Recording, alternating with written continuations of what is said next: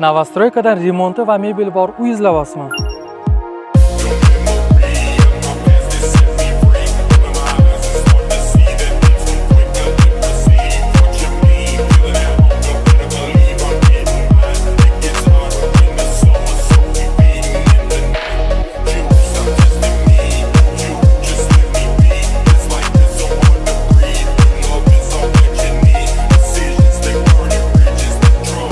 Parkent Avenue'ning 2-etajda 2 xonali kvartira siz uchun. 50 kvadratli Yevro remont, mebel va texnika bilan jihozlangan.